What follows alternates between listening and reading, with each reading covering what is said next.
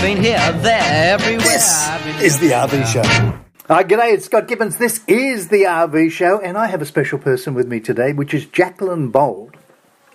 Now, Jaclyn is a director with Bold Trailer Caravan Repair Centre, which are amazing people. They do all the servicing on so many big brands and so many unknown brands of caravans and trailers. And I was talking to Jaclyn, and I said, Jaclyn, people are bringing their caravans and their trailers out of hibernation. What should they be doing to make sure that the vehicle is ready, set, go for the summer season? So, Jaclyn, what do you reckon we should be doing? Oh, Scott, there's some really key things that people should be doing, which is really going to help them avoid getting into trouble while they're travelling after their caravan or their camper trailers being parked up in hibernation for winter. My biggest one is check your registration renewal date. You don't want to be travelling and then discover that you've either run out of Rego or your Rego's due and perhaps you're outside of New South Wales, and then it becomes a little bit more difficult to get your registration renewed. Very good hint. Very good hint. So with everybody having some sort of smartphone now, they can put that registration date in their calendar, and that should remind them nicely in advance. Absolutely. And the Service New South Wales app you can have all your vehicle registrations in that as well to remind you from that app as well. So for those people who are in New South Wales, they can use the Service New South Wales app. Good thinking. Absolutely, and I'm going to assume, I may be right or wrong, but that probably exists for the other states and territories around Australia as well. We would like to hope. We would hope. Alrighty. Now, what's the next thing we should be doing?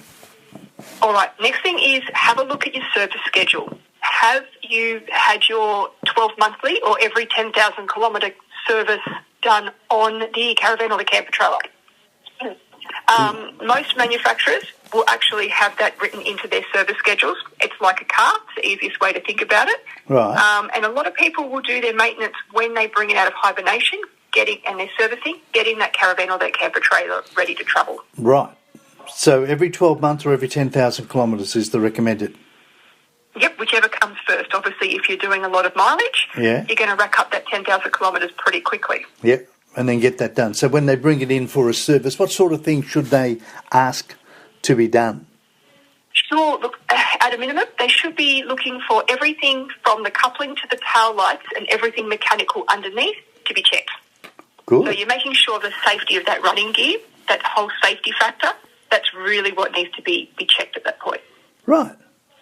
Okay. Now, what about water and things like that? Yep. Water, make sure it's coming out of your pipes and flush out your water tanks. Maybe you had a little bit of residual water sitting around in there, and you don't really want to be drinking any little bugs that might have happened to have crept in. Stagnant water, yes, we don't want that. Water, it's not fabulous. No. So flush the water tanks. Flush the water tanks, fill them up, pop some water through, make sure your hot water's actually, switching on if you've got a hot water system in the van. Yeah. Make sure water's coming out of the kitchen sink, out of the showers and the bathroom, and flushing the toilet if you've got those in your van as well. Yeah.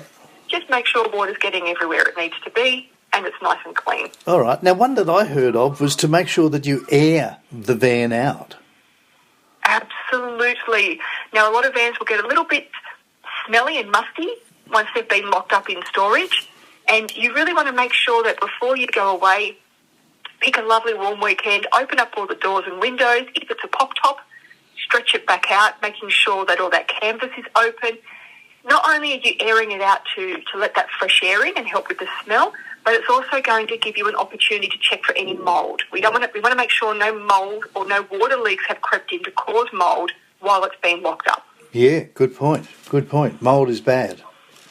Mould is not great, not healthy for us. No. And mould can also be a symptom that you've got actually something more sinister going on, usually a water leak, that needs attention, whether it's coming in around a window or through the roof, or perhaps a pipe's leaking. But if it's come in from a wet dishcloth that's been left in there or something, you can normally fix it up with a little bit of white vinegar, they tell me. Yes, possibly. It depends on how much mould has grown. Oh, yeah, if it's serious mould, serious problem. Thing. If there's mould, then there's mould. Yes, I hear you. Now, appliances, they should be checking those, do you think? Absolutely. Just turn everything on. Make sure everything is igniting, lighting up.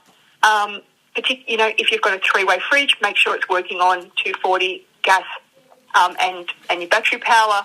Check everything is working on every possible power source that it needs to have. Make sure your stove's igniting, staying alight, fridges are turning on.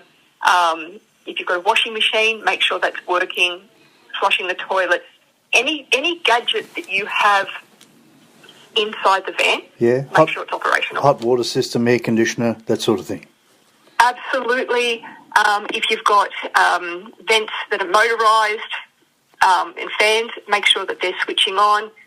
You might have a dust reduction system of some form. Make sure that's powering up if you've got a powered up one. And then go right through to the point of even make sure that your battery is charged and operational and your battery management system is working. Right. Good point. And then checking the lights, I guess? Checking the lights, internal and external. Obviously, internal, we don't want to be living in the dark. External, that's all road safety. Yep. So that's a critical component to being on the road.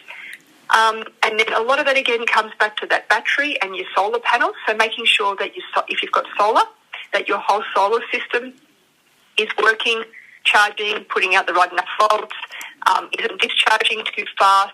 Again, that comes back to, possibly there might be a sneaky little issue with the battery, or perhaps something else with your solar and the regulator and the way that it all comes together. So we want to make sure that as you're gathering power, you're keeping the power so you can use it appropriately, and then everything that uses power into the van is working correctly. Okay, so just a quick little recap. Make sure there's no stagnant water because we don't want the tummy bugs. Air the van out if it's a van and lift the roof if it's got a vinyl roof. Make sure that the brakes and everything's fine. Make sure there's no mould. Open up all the windows and let the van breathe. Check that your gas is working, your appliances are working, your battery management system. Check your solar, check your lights, check your suspension. Get it serviced every 12 months or every 10,000 kilometres, and make sure that your Rego is in date before you start towing your van. Absolutely, and some of the biggest ones on that as well, make sure that your bearings are fine and your brakes are working. Oh, I hear you. You're terrific. Hey, that's Jaclyn. Thank you so much. That's Jaclyn from Bold Trailer and Caravan Repair Centre. You are terrific to be our expert. I really appreciate it. My absolute pleasure. Thanks, Scott. See you.